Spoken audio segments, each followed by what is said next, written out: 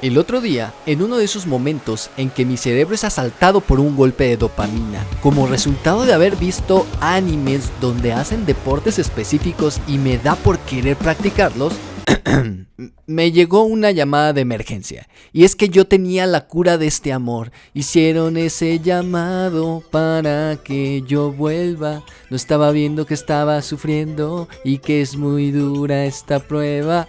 Perdón, la edad ya está cobrando facturas. Like si entendiste la referencia. Bueno, total. Estaba ahí felizmente valiendo madre cuando me mandaron un mensaje para pedir mi humilde, pero al mismo tiempo gloriosa, intelectual y divina opinión. Porque entre los muchos talentos y virtudes que tengo, la forma en que doy consejos es magnánima. No por nada estudié psicología. En fin, esta persona se encontraba en grave peligro y es que tenía un dilema ético. Cuando la terapeuta titular no está disponible, es válido y ético pasar al paciente con algún colega que sí lo esté. Esto me llevó a sumergirme en el código ético del psicólogo, porque este síndrome de Salvador me lleva a traer luz y paz a los desvalidos. Y por eso hago este video, para hablar de este dilema ético. Hola, para quien no me conoce, yo soy el Profeta Almantes, y para quien ya lo haga, hola de nuevo, yo soy psicólogo de profesión y actualmente me dedico a la docencia. Pues bueno, la intención de este video es justamente hablar de determinados dilemas éticos a los que nos podemos llegar a afrontar día con día, y que de pronto la resolución o la solución que le podemos dar pues va a variar en función justamente de diferentes factores. Cabe mencionar que aquí nos vamos a basar en el código de ética del psicólogo de la Sociedad Mexicana de Psicología. Hace días una amiga me mandó un mensaje preguntándome de que si era posible derivar pacientes, pero no en el sentido convencional, sino que cuando se tiene una clínica y en esa clínica se atienden y en esa clínica hay diversos profesionales del área de la salud mental, en este caso varios psicoterapeutas.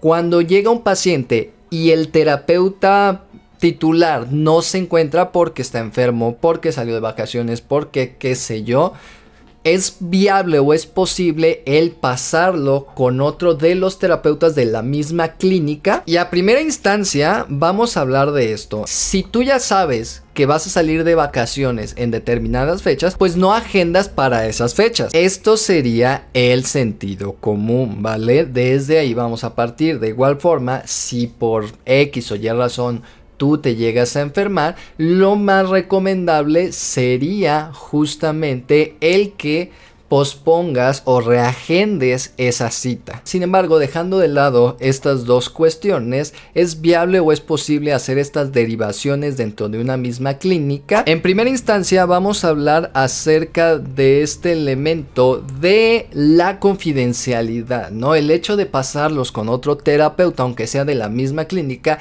en teoría le debería de dar acceso al historial clínico, al historial que se ha formado de este paciente, cuando se supondría que solamente el terapeuta titular puede acceder a ellos, y bajo ciertas normativas legales pues ya alguien más puede acudir o puede hacer uso de esta información. Viéndolo desde ahí, pues justamente ya se podría tocar ese tema de decir, pues la neta es que no. Sin embargo, pues me puse a indagar un poquito más sobre esto. En tanto a la confidencialidad, en estos aspectos vamos a ver que la confidencialidad de los resultados, el artículo 61 nos dice que el psicólogo mantiene la confidencialidad debida a crear, almacenar, recuperar, transferir y eliminar los registros y expedientes bajo su control, ya sean estos escritos automatizados o en cualquier otra forma. El psicólogo mantiene y elimina sus registros con apego a la ley y de manera que permita el cumplimiento de los requisitos del presente código ético.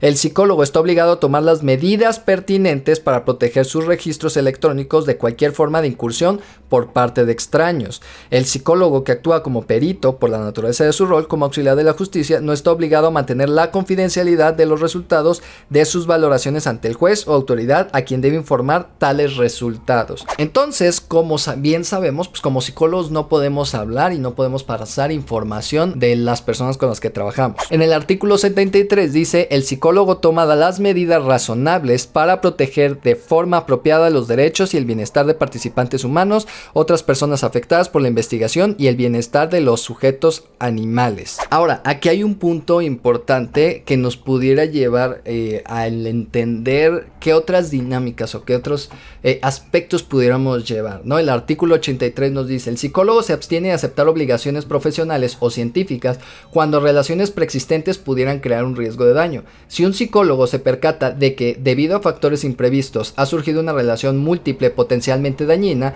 el psicólogo intenta resolverla con la debida consideración hacia los mejores intereses de la persona afectada y con el máximo apego a este código ético. Es decir, que cuando existen estos dilemas, estos elementos que a lo mejor te pueda decir el paciente: oye, es que yo sí quiero que me pases con uno de tus allegados, se supondría que tú como profesional tienes que valorar la situación para determinar qué tan funcional o no sea para la persona. Entonces aquí es donde se puede encontrar el dilema de: vamos a conservar esta cuestión de la confidencialidad en tanto a los datos que ya tenemos, porque hay todo un seguimiento y todo un proceso, pero en este caso a lo mejor la persona lo puede llegar a ocupar.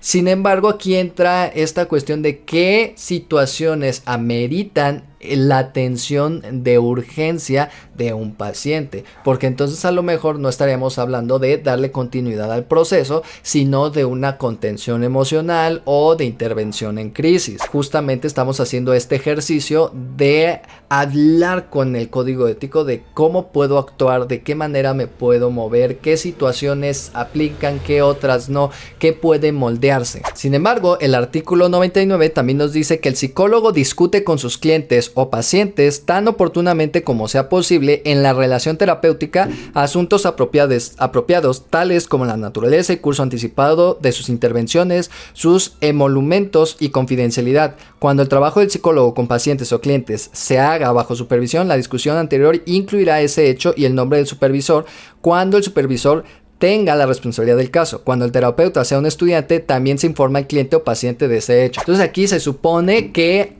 ya metiéndonos en lo que es el consentimiento informado, tú le tienes que dar aviso de toda acción a las personas con las que trabajes. Si tú a lo mejor estás estudiando la maestría y tienes a alguien que te está supervisando, tú tienes que decir eso: todavía no tengo el grado de maestría, pero me están supervisando o estoy en este proceso. Si soy un estudiante que a lo mejor está haciendo prácticas, también tengo que estar explicándolo, y de preferencia pues en el consentimiento informado que te van a poner. Si entonces tú como clínica pones: oye, en dado caso de que no se encuentre el titular, está la opción de poder acudir con otra persona que accedería a tu información para darle seguimiento. Esto desde una cuestión muy pragmática, ¿vale? Porque pues aquí tú tendrías que mover en sí esta cuestión también irrumpiría en el proceso, en tanto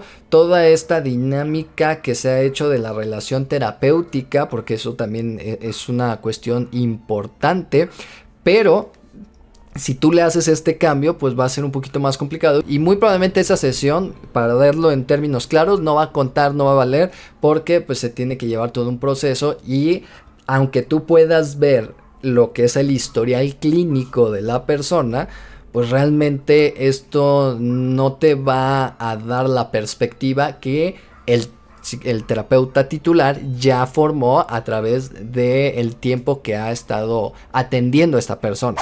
Y luego tenemos el artículo 103, que nos dice que cuando sea indicado y profesionalmente apropiado, el psicólogo coopera con otros profesionales para servir a sus pacientes o clientes efectiva y apropiadamente. Las prácticas de canalización de pacientes o clientes que realiza el psicólogo son congruentes con la ley. Y el artículo 104 nos dice que el psicólogo arregla las consultas y canalizaciones apropiadas basándose principalmente en los mejores intereses de sus pacientes o clientes, con el consentimiento apropiado y sujetándolas a otras consideraciones relevantes, incluyendo la ley aplicable y obligaciones contractuales. Si bien esto se refiere a que cuando ya no es posible trabajar por alguna situación y te tengo que derivar para que vayas con otro profesional, con otro psicoterapeuta, en este sentido, pudiéramos llegarlo a pensar en que si tras esta valoración que tú haces de la situación, de la condición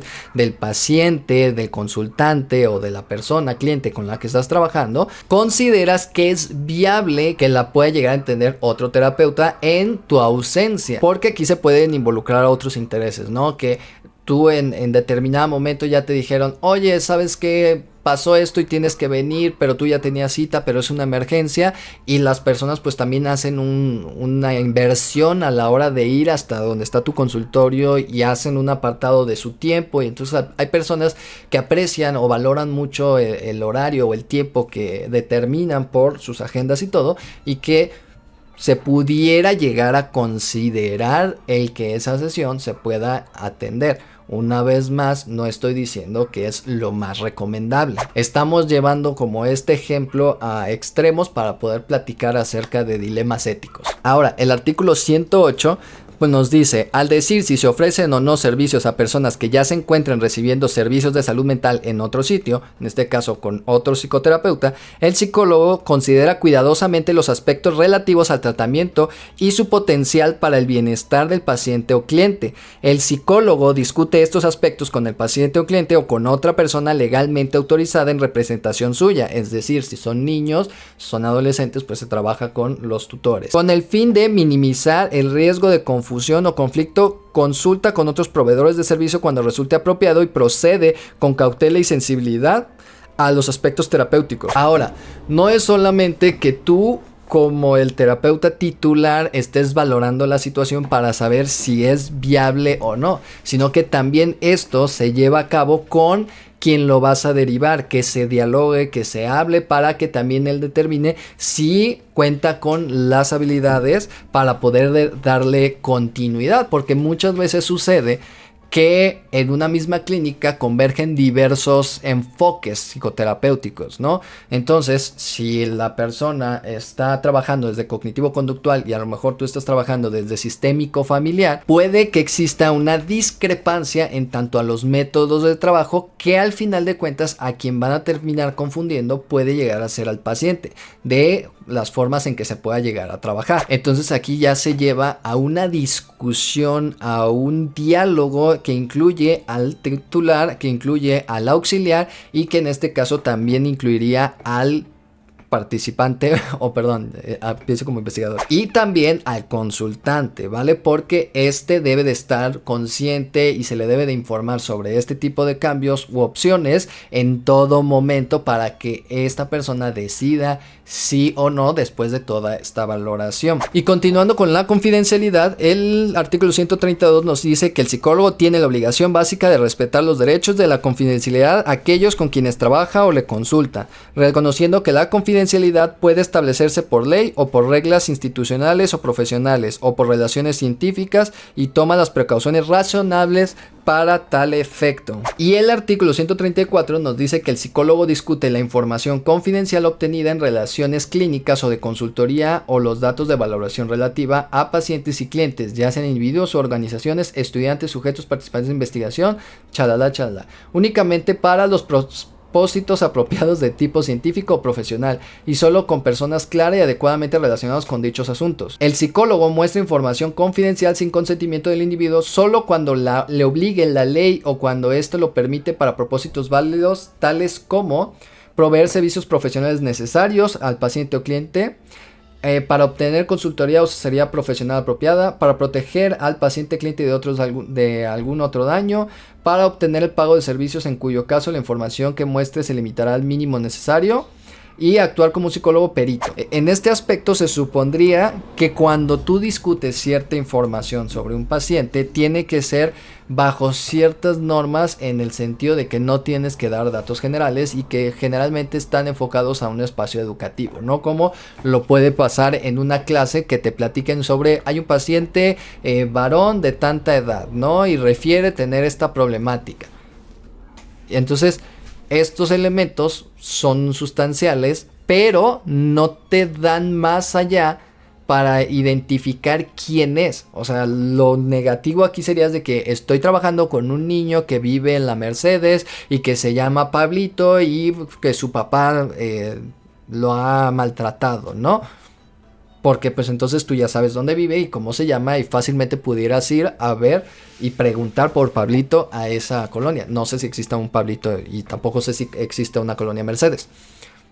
Si tú eres Pablito y vives en las Mercedes, discúlpame, ya te evidencié. No, no es cierto, no. Pero entonces, ¿cómo debemos de actuar? Una vez más, y como lo repetimos al principio, que al principio se pudo haber acabado el video, pues lo ideal es que se reagende esta sesión por el bien del paciente, ¿no? Porque al final de cuentas también uno de los principios básicos de nuestro actuar profesional es el hecho de que siempre tenemos que velar por nuestro paciente y tenemos que tomar las decisiones que más convengan a este. Tras un análisis y valoración de su situación, nosotros tendríamos que decidir bajo nuestro criterio profesional si es recomendable o no determinadas acciones. Si vemos que puede ser dañino para él o para ella, pues entonces tomamos la decisión de no efectuar ese tipo de estrategias. No podemos hacer uso de estos conocimientos para dañar a otras personas. Por eso, quien les venda estos talleres de psicología oscura para aprender a manipular a la gente, pues en teoría está pues faltando a la ética, ¿no? Porque ya lo estás usando con fines maquiavélicos, en este sentido. Así que no se supone que deban hacer. Recuerden, un gran poder conlleva una gran responsabilidad. En fin, cuando hablamos de ética no es tan sencillo como decir es una serie de reglas establecidas que debemos de seguir tal cual, ¿no? Sino que tenemos que llevar a un ejercicio de reflexión y de crítica para determinar justamente esta forma en que pueden llegar a converger para poder dialogar sobre un problema en concreto. Ojo, esto no es para que ustedes digan, ay, pues entonces si cada quien va a interpretar como quiere los reglamentos éticos, pues entonces para qué tanto chalala cuando se hace referencia a pseudoterapias y de que no es ético, si de todos modos les vale queso. No es que nos valgamos queso, sino que se hace un ejercicio de reflexión tomando como base justamente los lineamientos éticos para que el paciente consultante no tenga un daño colateral o que los efectos secundarios de ese tipo de actividades sean los mínimos.